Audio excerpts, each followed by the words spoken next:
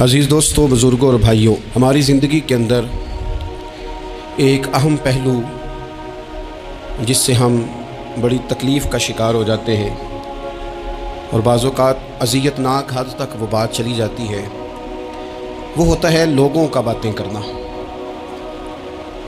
لوگ ایک دوسرے کے بارے میں تبصرہ کرتے ہیں، گفتگو کرتے ہیں۔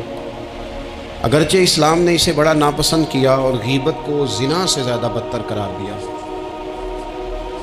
لیکن معاذ اللہ ثم معاذ اللہ لوگ پھر بھی اس اخلاقی کمزوری کا شکار ہو جاتے ہیں اور لوگوں کے بارے میں گفتگو کرتے ہیں۔ پھر لوگوں کی وہ باتیں جب ہم تک پہنچتی ہیں، جس کے بارے میں بات کی جا رہی ہوتی ہے، جب اس تک پہنچتی ہے تو وہ شخص بڑی اذیت کا شکار ہو جاتا ہے۔ وہ ذہنی تکلیف میں بھی آتا ہے، کرب میں بھی مبتلا ہوتا ہے، اور بعض اوقات خدا معاف فرمائے تو بعض لوگوں میں مایوسی بھی پھیل جاتی ہے۔ آپ قرآن مجید فرقان حمید کو دیکھیں تو اللہ تعالیٰ نے قرآن مجید میں فرمایا کہ وَإِذَا قِيلَ لَهُمْ آمِنُوا كَمَا آمَنَ النَّاسُ، جب منافقین سے کہا جائے کہ اس طرح ایمان لاؤ جس طرح کے باقی لوگ ایمان لائے ہیں، یعنی صحابہ کرام، قالوا تو وہ کہتے ہیں آنؤمنوا کما آمن السفہاء، ہم اس طرح ایمان لے آئیں جس طرح معاذ اللہ یہ بیوقوف ایمان لائے ہیں، ان کی طرح ایمان لے آئیں۔ الا انہم هم السفہاء، اللہ فرماتے ہیں خبردار ہو جاؤ یہی بیوقوف ہیں، ولکن لا یعلمون، لیکن یہ جانتے نہیں۔ انہیں اس بات کی خبر ان لوگوں کو جو کائنات کے بہترین لوگ ہیں زمین پر، انبیاء کے بعد صحابہ، ان کو لوگوں نے بیوقوف کہہ دیا، باتیں کر دی۔ آپ قرآن مجید دیکھیے سورہ قلم کے اندر اللہ تبارک و تعالی نے اس بات کا بھی جواب ارشاد فرمایا ہے، جب لوگوں نے کہا تھا کہ معاذ اللہ حضور تو مجنون ہے، تو اللہ نے فرمایا محبوب آپ رب کے فضل سے مجنون نہیں ہیں، بلکہ اللہ نے آپ کو خلق عظیم کا مالک بنایا ہے۔ وَإِنَّكَ لَعَلَىٰ خُلُقٍ عَظِيمٍ، لوگ بات کرتے ہیں اور کر جاتے ہیں اور شوق رکھتے ہیں تبصرہ کرنے کا۔ تو میں نے بہت سارے لوگ ایسے زندگی میں دیکھے ہیں جو لوگوں کی باتوں کی وجہ سے اذیت میں آ گئے، تکلیف کا شکار ہو گئے، اور میں اور آپ تو کسی کھاتے میں نہیں۔ حضرت ابوبکر صدیق رضی اللہ تعالیٰ عنہ جیسے لوگ، افضل البشر بعد الانبیاء بالتحقیق حضرت صدیق اکبر، آپ قرآن مجید 30ویں پارے کی تلاوت میں یہ بات دیکھیں گے کہ جب حضرت ابوبکر صدیق نے غریب غلاموں کو خرید کر آزاد کرنا شروع کیا، حضرت بلال حبشی کو، حضرت عامر بن فہیرہ کو اور کچھ غلاموں کو خرید کر آزاد کیا، تو لوگ کہنے لگے کہ یہ بلال نے کبھی کوئی احسان کیا ہوگا ابو بکر پر، تبھی تو خرید کے آزاد کیا ہے، ورنہ کیا ضرورت تھی اتنے پیسے لگانے کی، کوئی تو بات ہوگی۔ اللہ تعالیٰ نے اس کا بھی قرآن مجید میں اعلان فرمایا ابو بکر نے جو کیا ہے رب کی رضا کے لیے کیا ہے۔ تو گفتگو کرنا، بات کرنا، لوگوں کا اتنا یہ خطرناک مزاج ہے، ایک جملہ کہہ کے لوگ سائڈ پہ ہو جاتے ہیں، بندہ بیچارہ ساری رات تڑپتا رہتا ہے، ایک فکرے کا تبصرہ کر کے لوگ کونے میں چھپ جاتے ہیں، اور کسی آدمی کے لیے وہ اسے سولی پہ لٹکا جاتے ہیں، اپنی زبان کے تیروں سے لوگ پریشان کرتے ہیں۔ پہلے تو اللہ سے یہ معافی مانگیں کہ رب اس جرم سے ہمیں محفوظ فرمائے۔ اور اب تو لوگوں کی زبانیں اتنی لمبی ہو گئیں کہ وہ صحابہ تک چلی گئی ہیں، اہل بیت نبوت تک چلی گئی ہیں۔ تبصروں کے شوق میں لوگوں نے یہ دیکھا ہی نہیں کہ میری حیثیت کیا ہے اور میں بات کس کی کر رہا ہوں، میری اوقات کیا ہے اور میں تبصرہ کس پہ کر رہا ہوں۔ بے باک ہونا اور بات ہے اور بدتمیز ہونا، ان دونوں میں فرق ہوتا ہے۔ تو میرے عزیز، ایک تو اس سے پرہیز کریں، اور پھر دوسرا، اب ہوتا کیا ہے، ہم اس کا نفسیاتی اثر لیتے ہیں، ہم اس کا اثر لیتے ہیں۔ میں اکثر کہتا ہوں سارے لوگ ہی کانوں کے کچے ہوتے ہیں، کچھ تھوڑے زیادہ ہوتے ہیں، کچھ تھوڑے کم ہوتے ہیں، اور بعض لوگ کہتے ہیں اتنے لوگ فلانے بندے کی بات مانتے ہیں۔ تو میں نے کہا دنیا میں تو آج بھی کافر زیادہ ہیں، کافر زیادہ ہیں، شیطان کے پیروکار آج بھی، تو زیادہ ہونا کوئی حق کی دلیل ہے ہمیشہ؟ یہ کیا بات ہوئی کہ فلانے کی اتنے لوگ بات مانتے ہیں؟ یہاں تو میں نے یہ دیکھا ہے اس معاشرے میں کہ جھوٹے سے جھوٹا آدمی، اس کے بھی فالوور ہوتے ہیں، دغے باز سے دغے باز بندہ، اس کے بھی گویوں کے فالوور، اداکاروں کے فالوور، فلانے کے فالوور۔ اس کا یہ تو بھائی انسان کا مزاج ہے، ہر بندہ کانوں کا کچا ہے، کوئی تھوڑا زیادہ کچا ہے، کوئی تھوڑا کم کچا ہے، تو باتیں تو ہوگی، لوگ منہ میں زبان رکھتے ہیں تو گفتگو تو کریں گے۔ اب یہ اثر لینے والے پہ ہے کہ وہ اس کا اثر کس طرح کا لیتا ہے۔ ہمارے ہاں بڑے بڑے سمجھدار لوگ نفسیاتی ہو جاتے ہیں، بڑی بڑی سمجھدار خواتین نفسیاتی ہو جاتی ہیں، میری ساس باتیں کرتی ہے، میری نند باتیں کرتی ہے، مجھے فلانا باتیں کرتا ہے، مجھے فلانا، بھائی باتیں، جس کے منہ میں زبان ہے اس نے بات تو کرنی ہے۔ اب آپ نے کیوں یہ دعویٰ کر لیا ہے کہ آپ اتنے اونچے چلے جائیں کہ آپ کو بات ہی کوئی نہ کرے؟ کیا حرج ہے اس میں؟ اگر کوئی آپ کو بات کر دے تو کیا ہے ہم، کسی نے کر لی تو پھر کیا ہوا، اس کا اتنا اثر قبول کرنا کہ ساری رات سونا ہی نہ، پریشان ہو جانا۔ اور بعض لوگ ایسے ہیں جنہیں اتنی باتیں نہیں ہوتی جتنی انہیں ٹینشن ہوتی ہے، یعنی وہ دو بندے کونے میں کھڑے ہیں تو میری ہی بات کر رہے ہیں، او بھائی تو اتنا اہم نہیں ہے، انہیں کوئی اور کام بھی ہو سکتا ہے، تیری بات ہی انہوں نے کرنی۔ بلا وجہ لوگ سمجھتے ہیں کہ میں بڑا اہم آدمی ہوں، وہاں بھی مجھ پہ تبصرہ ہو رہا ہے، یہاں بھی ہو رہا ہے۔ اس پہلو سے باہر آئیں، اس کمپلیکس سے نکل آئیں۔ ابن حزم کہتے ہیں کہ مصر میں ایک تاجر بڑا کامیاب ہو گیا تھا، بڑا کامیاب تاجر ہو گیا، تو زندگی میں جتنے لوگ بھی کامیاب ہوتے ہیں ان سے حسد ہوتا ہے، اس سے بھی اس کے ارد گرد کے لوگوں نے حسد شروع کیا۔ اب تاجروں نے پلاننگ کی کہ اسے خراب کیسے کرنا ہے۔ وہ ایک دن اپنے گھر سے نکلا، سفید کرتا سفید پگڑی باندھ کے باہر۔ اب 5-6 لوگوں نے پہلے سے منصوبہ بندی کی ہوئی تھی۔ ایک صاحب اسے ملے، کہنے لگے ماشاءاللہ آج تو سفید کرتے پر سبز امامہ، سبز پگڑی بڑی ہی اچھی لگ رہی ہے۔ وہ ہنس کے کہنے لگا لگتا ہے آپ سو کے اٹھ کے آئے ہیں، پگڑی تو میری سفید ہے۔ اس نے کہا چلو پگڑی تو سبزی ہے، باقی آپ نہیں مانتے تو آپ کی مرضی۔ وہ آگے بڑھا، تو اب کیونکہ پلاننگ تھی تو ایک شخص اور ملا، اس نے کہا کیا بات ہے، سفید کرتے پر آپ کا پیلے رنگ کا امامہ کیا جچتا ہے۔ اس نے کہا یار کو خدا کا خوف کر، ہنس کے کہا کیا ہو گیا، تیری اینک کا نمبر تو نہیں تبدیل ہونے والا ہوا؟ اور بھائی میں نے تو سفید کرتا اور سفید ہی امامہ باندھا ہے۔ اب 2-3 لوگوں کی دفعہ تو وہ مسکرایا، لیکن وہ ڈھیر سارے لوگوں نے منصوبہ بندی کی تھی۔ وہ جب چوتھے کے پاس گیا تو اس نے بھی کہا کہ کیا بات ہے سفید کرتے پر پیلے رنگ کے امامے کی۔ اس نے کہا پیلا کہاں ہے؟ اب وہ غصے ہونے لگا۔ اب وہ چھٹے کے پاس گیا تو اس نے کہا جناب کیا بات ہے سفید کرتا اور کالا امامہ۔ اب وہ غصے میں اتنا باولا ہوا کہ پہلے ہنسا پھر رویا، پھر اسے سمجھ نہ آئی کہ دکان کا تالا کس چابی سے میں نے کھولنا ہے۔ بس وہ شام ہوئی تو اس بیچارے کو بچوں نے روڑے مارنے شروع کر دیے۔ وہ اتنی تکلیف میں آ گیا کہ لوگ اسے پاگل کہنے لگے۔ کیوں؟ اس لیے کہ لوگ منصوبہ بند، افواہ تھی نا کہ میری طبیعت خراب ہے، تو لوگوں نے حال پوچھ پوچھ کر بیمار کر دیا۔ لوگوں کی باتیں، لوگوں کے تبصرے، لوگوں کے کومنٹس۔ بولے امام شافعی فرمانے لگے لوگوں کی باتیں پتھروں کی طرح ہوتی ہیں، یہ روڑوں کی طرح ہوتی ہیں، اگر انہیں کمر کے اوپر رکھ لو گے نا تو یہ تمہاری کمر توڑ دیں گی، اور اگر تم ان کو اپنے پیروں کے نیچے رکھ لو گے تو تمہارا قد اونچا ہو جائے گا۔ بس دنیا میں وہ لوگ پریشان ہوتے ہیں جو لوگوں کی باتوں کو کندھوں پر سوار کر لیتے ہیں، جو پیروں کے نیچے رکھے، جو پاؤں کے نیچے رکھے ان کا قد۔ وہ پرانے زمانے میں نا عارف رومی رحمۃ اللہ علیہ فرماتے ہیں کہ ایک بیل گائے گر گئی تھی کنویں کے اندر، تو اب وہ لوگ اس کو نکال تو نہیں سکتے تھے، تو انہوں نے اس طرح کیا کہ مٹی ڈالنی شروع کر دی کہ اب بدبو آئے گی، پریشانی ہوگی، تو اس کو بند کر دیتے ہیں اندر ہی کنویں کو، کنواں نئی جگہ پہ کھود لیتے ہیں۔ انہوں نے جب اس کے اندر مٹی ڈالی نا تو وہ گائے جو تھی وہ مٹی جھاڑ کے تو مٹی کے اوپر آ گئی۔ انہوں نے پھر مٹی ڈالی تو وہ تھوڑی اور اوپر آ گئی، اور مٹی ڈالی تو اور وہ مٹی ڈالتے گئے اور گائیں وہاں سے کنویں سے باہر آ گئی۔ لوگوں نے دفن کرنا چاہا، وہ باہر نکل آئی۔ اور میرے بھائی لوگ بھی اپنی باتوں میں دفن کرنا چاہتے ہیں، لیکن یاد رکھنا جو چمکنے والے تھے وہ چمکتے ہی رہے، جن کو اللہ نے عزت دی تھی ان کی گھٹائی کوئی نہیں سکا۔ اتنی لمبی زبانیں کھول کے لوگوں نے صحابہ کے بارے میں باتیں کی، باتیں ہو رہی ہیں، لوگ جن کو دبانا چاہتے تھے۔ آج نہیں صوفیاء کی مخالفت شروع ہوئی، ان کے زمانے میں بھی ہوئی، ان کے دور میں ان کے خلاف کتابیں لکھی گئیں۔ لکھنے والے خدا جانے کہاں ہیں، اور داتا صاحب ہو رہی ہے، خواجہ صاحب ہو رہی ہے، حضور غوث اعظم کے، ان کے زمانے میں بھی ایسا نہیں ہوا کہ بڑی خوشی سے لوگوں نے آگے بڑھ کے پھول ڈالے ہوں۔ ان کے دور میں باقاعدہ جتھے تیار ہوئے، جتھے، اور پورا کام کیا گیا۔ اور ویسے بھی اگر کوئی شخص آپ کا مخالف ہی نہیں ہے تو پھر آپ کو چمکنے کا مزہ کیسے آئے گا؟ کوئی تو مخالف ہو نا، کوئی تو ہو نا جو کوئی بات کرے۔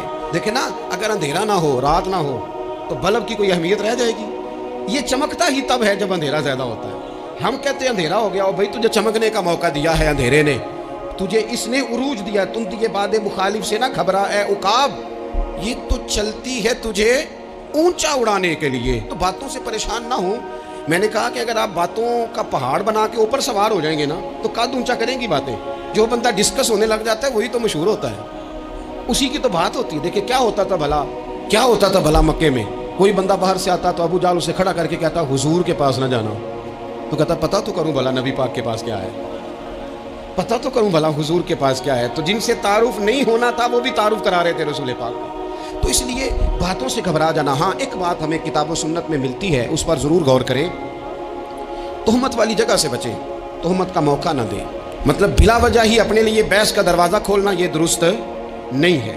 اپنے لیے ہم نہ دروازے کھول لیتے ہیں بحث کے، مفت کی بحث ہو رہی ہے، فلانا بھی ڈسکس کر رہا ہے، کچھ چیزیں ایسی ہوتی ہیں جو سب کی سمجھ کی نہیں ہوتی، وہ سب کے سامنے ڈسکس کرنا ضروری نہیں ہوتا۔ حضرت سیدنا ابو ہریرہ رضی اللہ تعالیٰ عنہ فرمایا کرتے تھے مجھے نبی پاک علیہ السلام نے علم کی 2 تھیلیاں دی ہیں، میں نے ایک کھولی ہے تمہارے سامنے، ایک کھولی ہے، دوسری نہیں کھولوں گا، اس لیے کہ ہر بندے کی بات اس کے ظرف کے مطابق کرنی چاہیے، تو موقع نہ دیں۔ نبی پاک صلی اللہ علیہ وسلم نے فرمایا اس بندے نے اپنی، یہ بخاری میں موجود ہے، فرمایا اس نے اپنی عزت اور اپنی جان کو محفوظ کر لیا جو فتنے والی جگہ سے بچ گیا۔ جہاں تہمت لگ سکتی ہے اس جگہ سے بچے، جان بوجھ کے لوگوں کو موقع نہ دیں باتیں کرنے کا، جان بوجھ کے موقع نہ دیں۔ جامع ترمذی کے اندر حدیث موجود ہے، حضرت سیدنا عمر فاروق رضی اللہ تعالیٰ عنہ نے ایک موقع پر اجازت مانگی تھی نبی پاک صلی اللہ علیہ وسلم سے، عرض کیا یا رسول اللہ صلی اللہ علیہ وسلم مجھے آپ اجازت دے دیں میں عبداللہ بن ابی سلول کی گردن اڑا دوں، یہ منافق بار بار آڑے آتا ہے، بار بار تکلیف دیتا ہے، آپ مجھے اجازت دیں میں اسے قتل کر دوں۔ اب وہ چونکہ کلمہ پڑھتا تھا، ساتھ تو رہتا ہی تھا نا، بہت سارے لوگ اسے مسلمان جانتے تھے۔ حضرت سیدنا عمر فاروق رضی اللہ تعالیٰ عنہ نے اجازت چاہی کہ یا رسول اللہ صلی اللہ علیہ وسلم اگر آپ مجھے اجازت دے دیں، یہ ترمذی میں موجود ہے، یعنی آپ اس جگہ سے بچیں جہاں تہمت لگ سکتی ہے، جہاں بلا وجہ کسی شخص کو شر پھیلانے کا موقع مل سکتا ہے۔ یا رسول اللہ مجھے اجازت دے میں عبداللہ بن ابی سلول کی گردن اڑا دوں۔ نبی پاک صلی اللہ علیہ وسلم نے فرمایا کہ عمر اگر میں تمہیں ایسا کرنے کی اجازت دوں گا تو لوگ کہیں گے کہ اب اپنے قریبیوں کو انہوں نے مروانا شروع کر دیا ہے، ساتھ والوں کو ہی مروانا شروع، لوگ تو اسے مسلمان سمجھتے ہیں تہمت والی جگہ سے۔ بلکہ بخاری شریف میں اسی طرز کا ایک اور پیغام بھی ہمارے لیے موجود ہے۔ یہ جو حرم شریف آج ہمارے سامنے ہے نا، بیت اللہ شریف، اس میں ایک پیچھے مقام ہے جس کو حتیم کہا جاتا ہے، یہ خانہ کعبہ کا حصہ ہے۔ حضور صلی اللہ علیہ وسلم کے اعلان نبوت سے پہلے جب قریش مکہ نے اسے تعمیر کیا نا دوبارہ سے، تو انہوں نے چندے کا کوئی اس طرح کا مزاج بنایا تھا کہ اس بندے سے پیسے لینے ہیں جس کے بالکل ہی جائز ہو۔ اس ترتیب سے انہوں نے خانہ کعبہ کی تعمیر کی کہ پھر وہ ساری تعمیر نہ کر سکے، حتیم باہر رہ گیا۔ تو نبی پاک صلی اللہ علیہ وسلم نے ایک دن فرمایا، بخاری میں موجود ہے، حضور فرمانے لگے عائشہ اگر تمہاری قوم جاہلیت کے قریب نہ ہوتی، کیونکہ ابھی قریب جاہلیت چھوٹی ہے نا، ابھی لوگوں نے کلمہ پڑھنا شروع کیا، فرمایا اگر یہ جاہلیت کے قریب نہ ہوتے تو میں کعبے کو انہی بنیادوں پر دوبارہ بنا دیتا جن بنیادوں پر حضرت ابراہیم علیہ السلام نے بنایا تھا، لیکن چونکہ یہ جاہلیت کے قریب ہیں، ان کی سمجھ میں چیز نہیں آئے گی، یہ شک میں پڑ جائیں گے، پریشان ہو جائیں گے، لہذا میں یہ کام نہیں کرتا۔ بہت ساری چیزیں ایسی ہیں کہ جن کی وجہ سے بعض سادہ لوگ ابہام کا شکار ہوتے ہیں، ابہام کا۔ ہمارے علماء نے اس طرح کیا کہ بڑے طے کر کے عقائد کے عنوانات امت تک پہنچائے۔ ہر آدمی ہر شعبے کا اسپیشلسٹ نہیں ہوتا، بہت ساری لوگ باتیں مریض کے سامنے کرنے والی نہیں ہوتی، وہ صرف لواحقین کو بتانے والی ہوتی۔ پھر کچھ لوگ اور آئے جنہوں نے کہا کہ ہم تو ایفیشنسی دکھائیں گے، کچھ خاص ہر بات کھول کر لوگوں کے سامنے رکھیں گے۔ اس کا نقصان پھر یہ ہوتا ہے کہ سادہ لوگ مشکلات کا شکار ہوتے ہیں، وہ پھر جب کہتے ہیں ہر چیز ڈسکس کر لینی چاہیے تو پھر باتیں دور نکل جاتی ہیں۔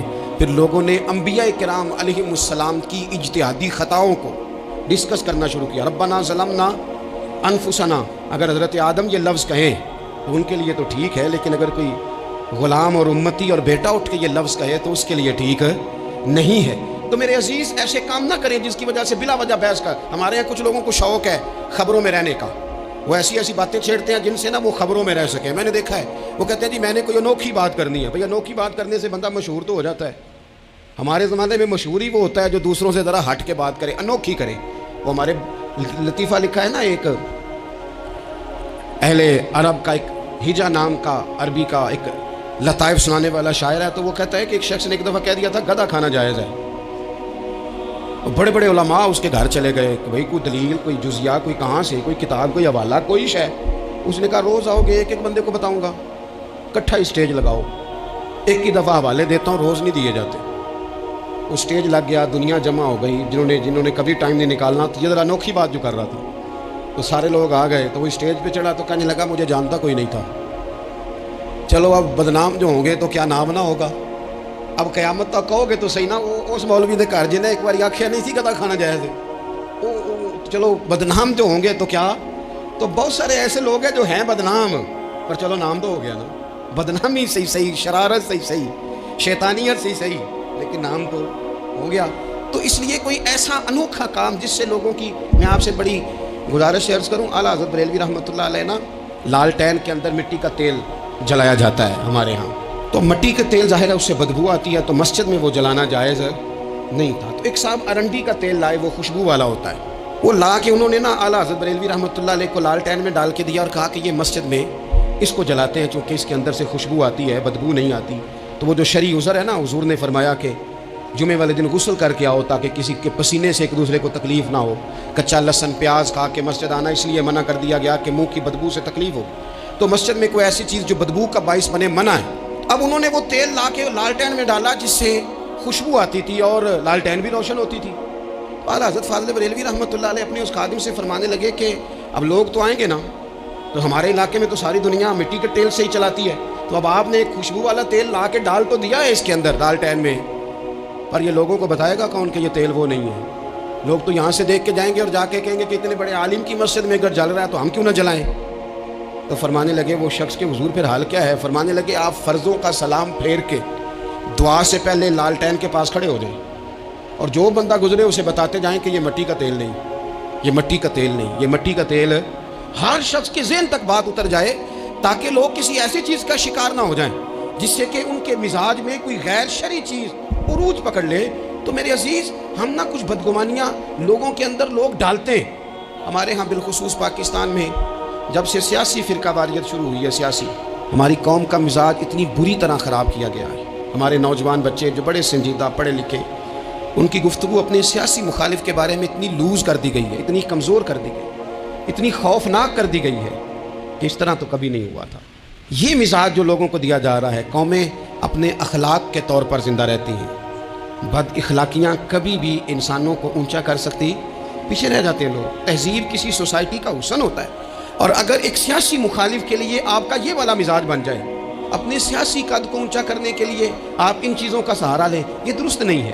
اخلاقی رویے میں کہوں گا کسی بھی سیاسی جماعت سے وابستگی ہے وہ 100% رکھے جو اس کی سمجھ میں آتی ہے، لیکن اپنے اخلاقی مزاج کو کبھی کمزور نہ ہونے دے، اخلاقی رویہ کبھی کمزور نہ ہونے دے۔ یہ کیسے ہو سکتا ہے؟ دیکھیں، ابو جہل، ابو لہب، عتبہ، عتیبہ، شیبہ، وہ وہی باتیں کر سکتے تھے جو ان کے مزاج کی تھیں، جو آج تک لوگ کسی بھی دیندار کے بارے میں کرتے ہیں۔ تو انہوں نے وہی باتیں آ کے کی تھی جناب ابو طالب کے ساتھ۔ انہوں نے کہا تھا کہ اگر معاذ اللہ ان کو دولت چاہیے تو ہم دیتے ہیں۔ بڑے سے بڑے مخلص آدمی پر آج لوگ دعویٰ نہیں کرتے کہ دولت کے لیے لگا ہوا ہے، انہوں نے کہا دولت چاہیے تو دیتے ہیں، اگر کسی خاتون سے نکاح کرنا چاہتے ہیں تو کرا دیتے ہیں، سرداری چاہیے تو دے دیتے ہیں۔ اب یہ سوچ ہی اتنی ہے، اس سے آگے جاتی نہیں۔ وہ معاذ اللہ حضور کے بارے میں اور بھی باتیں کرتے ہیں، یہ شاعر ہیں، یہ جادوگر ہیں، یہ فلاں ہیں، لیکن میرے نبی پاک علیہ الصلوۃ والسلام نے کبھی بھی ان کی ذاتی زندگی کو ڈسکس نہیں کیا، کبھی نہیں کیا۔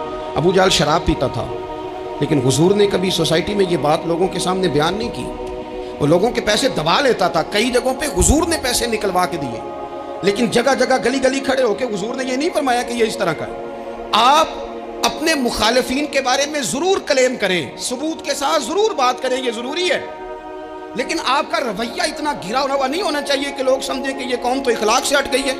آپ اختلاف کریں، لیکن اختلاف کے بھی آداب ہوتے ہیں۔ اس ادب کے دائرے کے اندر رہ کے صحابہ کے بیچ بھی رائے کا اختلاف ہو جاتا ہے، ہو جایا کرتا ہے۔ حضور اس اختلاف کو قبول کرتے، بھئی ہو جاتا ہے رائے کا اختلاف اپنوں میں، لیکن اس کے اندر انسان توہین پہ اتر آئے، اس کا لہجہ اس طرح کا ہو جائے جس طرح کی بازاری گفتگو کی جاتی ہے، تو محسوس ہوتا ہے کہ یہ تربیت کا فقدان ہے۔ یہ لہجے باوقار لوگوں کے نہیں ہوا کرتے۔ لہجے کو کبھی برا نہ ہونے دیں، انداز کو، لوگ آپ کو چھیڑیں گے، اپنی جگہ پہ کھینچ کے لانے کی کوشش کریں گے، بڑا کچھ لوگ کریں گے، لیکن آپ اپنی جگہ سے آپ تبدیل نہیں ہوں گے۔ آپ کہیں گے یار میرا ایک معیار ہے، میری ایک حیثیت ہے، میں اپنی حیثیت چھوڑ سکتا، میں اپنی حیثیت نہیں چھوڑ سکتا۔ ہر بندے کو آپ ڈسکس کریں گے، تو تہمت والی جگہ سے ضرور بچیں، بدگمانی سے ضرور بچیں، لیکن ہر شخص کو اس کے معیار کے مطابق اتر کا جواب دینا یہ باوقار لوگوں کا سٹیٹس نہیں ہوتا۔ وہ کہتے ہیں جا بات کر، جا کے تو کون ہوتا ہے تیری بات کرے، اب ہم ہر شخص کے منہ لگیں، یہ کیسے ہو سکتا ہے؟ نبی پاک صلی اللہ علیہ وسلم گزر رہے تھے، صحیح بخاری میں موجود ہے، آپ کی اہلیہ حضرت صفیہ رضی اللہ تعالیٰ عنہ آپ کے ساتھ تھی، رات کا وقت تھا، حضور گزر رہے تھے، تو صحابہ کچھ کھڑے تھے، تو حضور نے ایک کو بلا کے کہا کہ یہ میری بیوی ہے، صفیہ ہے۔ عرض کرنے لگے حضور مجھے میری ماں روئے، میں کوئی آپ کے بارے میں بدگمانی کرتا؟ تو حضور نے جواب میں کیا کہا؟ محبوب فرمانے لگے جس طرح رگوں میں خون گردش کرتا ہے نا، شیطان بھی اسی طرح ہی گردش کرتا ہے۔ گویا حضور بتا رہے ہیں کسی وقت بھی بدگمانی پیدا کر دیتا۔ میں تمہیں بتا رہا ہوں کہ اپنی اہلیہ کے ساتھ جا رہا ہوں، میری بیوی ہے، کوشش کریں کہ آپ اس جگہ سے بچیں جہاں باتیں ہو رہی ہوں۔ اور اس پہلو پہ تیسری گزارش اس عنوان پر یہ ہے کہ اگر کسی کے بارے میں باتیں ہو رہی ہوں تو فٹافٹ اس کا حصہ بننے کی کوشش نہ کریں، بلکہ آپ کے پاس جب تک کوئی شرعی ثبوت نہیں ہے تب تک آپ اس بات کا حصہ نہ بنے. ہمارے ہاں بات ہو رہی ہوتی ہے تو 2-4 بندے دوڑ کے نا اپنا بھی حصہ ڈالتے ہیں. بلکہ میں بڑی ذمہ داری سے یہ بات عرض کروں گا، بات لمبی ہوتی تب ہے جب کوئی بندہ درمیان میں کہہ دیتا ہے نا نہیں تجھے تو تھوڑا پتہ ہے، تھوڑا میں بھی کرتا ہوں. وہ کئی دفعہ وعدہ معاف گواہ بن جاتا ہے، جا کے دوسروں کو خبر کرتا ہے اس نے یہ کہا ہے. حالانکہ بندہ اس سے پوچھے کہ اگر انہوں نے کہا تھا تو اتنا سجن تھا تو وہاں جواب دے کے کیوں نہیں آیا؟ تجھے چاہیے تھا وہیں جواب دیتا، وہیں جا کے جواب دے دیتا. ایک بزرگ کی خدمت میں ایک دفعہ حاضر تھا، ایک بڑے عالم تھے. تو ان کے پاس آ کے ایک شخص نے کہا کہ فلاں آدمی آپ کے بارے میں یہ بات کر رہا تھا. تو وہ ہنس پڑے، فرمانے لگے پھر آپ کہاں تھے؟ کہنے لگے میں وہیں تھا. فرمانے لگے میرا اور آپ کا رشتہ کس طرح کا ہے؟ کہنے لگا جی میں تو شاگرد ہوں، ارادت مند ہوں. تو فرمانے لگے پھر آپ میرے پاس سوال لے کے آ گئے ہیں، آپ نے وہاں جواب کوئی نہیں دیا. فرمانے لگے اب تو میرے سامنے بیٹھ، پہلے اس سوال کا جواب میں تجھے دوں، پہلے تجھے قائل کروں. اگر تو قائل ہوتا نا تو پھر تو یہ بات لے کے میرے پاس نہ آتا، پھر تو وہاں تو کلیئر کر آتا. تیرے اندر کجی ہے، تو بات کا حصہ بنا ہے، اور میرے نزدیک اس سے بڑا تو مجرم ہے کہ تو نے بات کو سنا ہے. وہ تو کوئی ہے اور تو اپنا تھا. تو نے اپنا ہو کے یہ باتیں سنی، تو نے ہاں کی، تو وہاں بیٹھا رہا، تو اپنا تھا. اور حضور نے فرمایا محبت تو بندے کو اندھا بہرا اور گونگا کر دیتی ہے. جو کسے دا عاشق ہوئے ہوتے گل ہو سے دی کردا ہے، 100 مکر بہانے کر کے وہ دے مرنے مرد ہے. تو نے سن کیسے لی؟ تیرے کانوں نے گوارا کیا. پہلے تو مطمئن ہو نا. تو اگر مطمئن ہوتا تو بات آگے وہیں جواب دے کے آتا. جب تو ہی غیر مطمئن ہے تو میں کسی اور کو کیا جواب دوں؟ تم مدد کریں اپنے بھائی کی اس معاملے میں کہ اگر آپ کلیئر ہیں تو پھر آپ اسے وہیں کلیئر کریں. کہیں یار میری بات سن، یہاں تک تو بات ٹھیک ہے، اس بات کا میں گواہ ہوں، یہ ہو سکتی نہیں. اور نبی پاک کا یہ طریقہ ہے. مسند امام احمد بن حنبل میں حدیث موجود ہے، حضرت عبداللہ ابن مسعود رضی اللہ تعالیٰ عنہ، کمال آدمی حضرت عبداللہ ابن مسعود. حضور نے فرمایا عبداللہ ابن مسعود سے قرآن سیکھا کرو، یہ اسی طرح پڑھتے ہیں جس طرح میرے اوپر نازل ہوا تھا.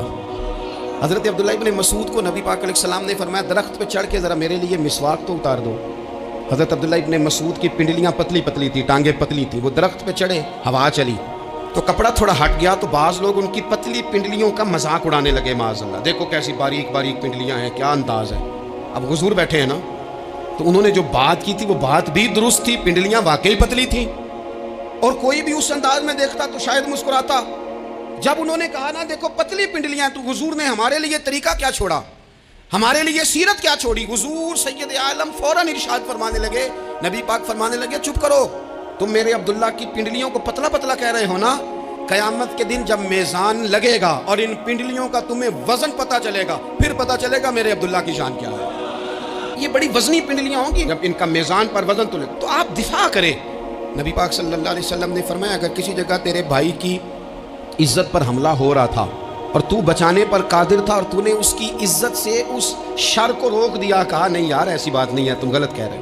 فرمایا اگر تم کسی کی عزت کا دفاع کرو گے تو فرمایا جہاں تمہاری عزت خراب کی جا رہی ہوگی رب وہاں تمہاری عزت کا دفاع فرمائے گا، اللہ تمہاری عزت کا محافظ بن جائے گا. لیکن ہم کیا کرتے ہیں، ہم لوگ باتیں کر رہے ہوتے ہیں تو ہم ان باتوں میں ایک بات اور شامل کرتے ہیں، ہم ان باتوں میں ایک بات اور شامل کر لیتے ہیں اور انداز اختیار کر لیتے ہیں. اور جو آپ کے حق میں ہے اس نے مخالف نہیں ہونا، اور جو مخالف ہے اس نے کبھی حق میں. چھوڑیں آپ کس کو قائل کر رہے ہیں، جس کی سمجھ میں آتی ہے وہ قبول کرے، نہیں آتی تو دروازہ کھلا ہے، کہیں اور تشریف لے جائے. ہمارا یہ مزاج بن گیا کہ بلا وجہ کی وضاحتیں بھی بندے کو کمزور کرتی ہیں. بلا وجہ ہم کمزور پڑ جاتے ہیں، تھوڑے بے نیاز ہو جائیں، چھوڑیں کچھ بے نیاز بنے، طبیعت کوئی بے نیاز. ہم نہ بے نیاز نہیں ہوتے، ہر بات کو سوچتے ہیں، ہر بات کی وہ جی وہ فلانے نے پتہ کیا کہا ہے. وہ بڑی معذرت سے بالخصوص خواتین کا مسئلہ ہوتا ہے، وہ کہتے ہیں پوری دسو، نہیں 10 ہونے آنکھیں کی بھئی آپ نے کیا کرنا ہے، اس کے لیے پھانسی کا حکم لگانا ہے آپ نے. چھوڑ دیں، بات ہو گئی، ختم ہو گئی. اپنی زندگی میں تھوڑی سی بے نیازی بھی پیدا کریں، تھوڑی سی بے نیازی. ہر ایک کی بات سننا، ہر ایک کی بات پر غور کرنا، ہر بندے پر تبصرہ شروع کر دینا، وہ تو تکلیف آ جائے گی. وہیں سے جہاں سے بات شروع کی تھی پھر وہیں لاتا ہوں کہ باتوں کا اثر لیں لیکن صرف خیر کی باتوں کا اثر لیں، لیکن صرف اچھے لوگوں کی باتوں کا. ہر ایک کی بات کا اثر لوگے، لوگ 2 قدم نہیں چلنے دیں گے. اور دوسرا میں آپ کو بڑی ذمہ داری سے عرض کرتا ہوں، ہم ویژن والے لوگ ہیں، ہماری 1400 سال کی تاریخ ہے، ہم ویژن والے لوگ ہیں.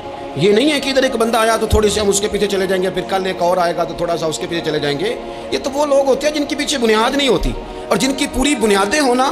وقت زیادہ ہو گیا ورنہ میں آپ کو اپنی سند پڑھ کے بتاتا کہ ہماری سند امام بخاری تک کیسے جاتی ہے اور امام بخاری کی رسول پاک تک کیسے جاتی ہے. یہ تو ایک تسلسل ہے. تو اس لیے بڑی جلدی آزمائش کا شکار نہ ہوا کریں. باتیں کس لیے، جو بندہ ویلا ہے اس نے بھی 4 باتیں، تو ہر بات کا اثر نہ لیں. بالخصوص جوانوں سے کہتا ہوں ٹارگٹ اچیو کرنے کے لیے سب سے پہلے تو مقاصد کا تعین کرے جانا کے دور، پھر اس پہ لگ پڑے. باتیں ہوتی رہیں گی لیکن باتوں کو پشت پہ سوار نہیں کرنا، باتوں کو پاؤں کے نیچے رکھنا ہے. قد اونچا ہو جائے گا، قد اونچا ہو جائے گا. پشت پہ سوار کرو گے تو گردن ٹیڑھی کر دیں گے. تک آپ بس بڑھتے جائیں. گھوڑا جب دوڑتا ہے نا، دوڑتا ہے تو اس کے پیروں کو جھاڑیاں لگتی ہیں، لیکن اگر دوڑتا رہے تو کوئی جھاڑی کہیں رہ جاتی ہے، کوئی کہیں رہ جاتی ہے. باقی مخلوق کرتی ہے باتیں، وہ کرتی رہے گی. آپ آگے بڑھیں، سفر کرتے رہے. سفر بہت سارے باتیں کرنے والے وہیں رہ جاتے ہیں اور کام کرنے والے کہیں کے کہیں پہنچ جاتے ہیں. باتیں کرنے والوں میں سے نہ ہوں، کام کرنے والوں میں سے ہوں. اللہ توفیق عطا فرمائے. آخر دعوانا الحمدللہ رب العالمین.